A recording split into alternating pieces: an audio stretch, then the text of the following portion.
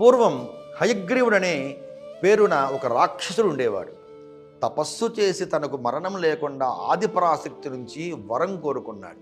అలా కుదరదని అమ్మవారు చెప్పడంతో హయగ్రీవుడు కొంచెం తెలివిగా ఆలోచించి గుర్రపు మెడతో ఉన్నవాడి వల్ల మాత్రమే తనకు మరణం సంభవించేలా వరం ఇవ్వమన్నాడు.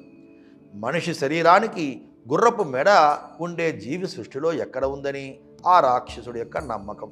ఇక చేసేదేమీ లేక అమ్మవారు హయగ్రీవుడికి ఆ వరం ఇచ్చారు. అప్పటి నుండి హయగ్రీవుడి ఆగడాలకు అంతు లేకుండా పోయింది. సర్వలోకాలను వేధించసాగాడు. దేవతలందరూ విష్ణువుని శరణు వేడారు. కానీ విష్ణుమూర్తి చాలా కాలం పాటు నిర్విరామంగా రాక్షస సంహారం చేసి అలసిపోయాడు. ఎక్కుపెట్టి ఉన్న ధనుస్సు మీదనే తల ఆనించి నిద్రలోకి జారుకున్నాడు.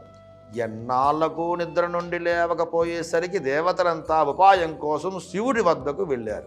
ఎక్కుపెట్టి ఉన్న ధనుస్సుకి బిగించిన అల్లెత్రాడును తెంపగలిగితే ఆ కదలికలకు విష్ణువు మెలకువ వస్తుందన్నారు పరమేశ్వరుడు.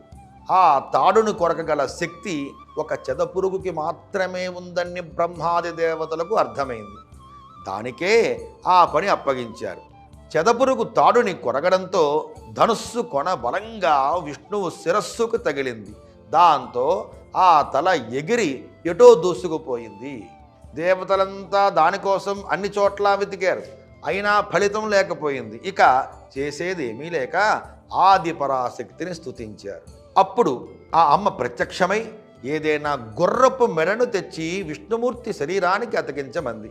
దేవతలు శిరసా వహించారు. అలా శ్రావణ పూర్ణిమ రోజున హయగ్రీవ స్వామి అవతరణ, రాక్షస సంహారం జరిగింది. దేవతలందరూ ఆ స్వామిని వేదమంత్రాలతో స్తుతించారు.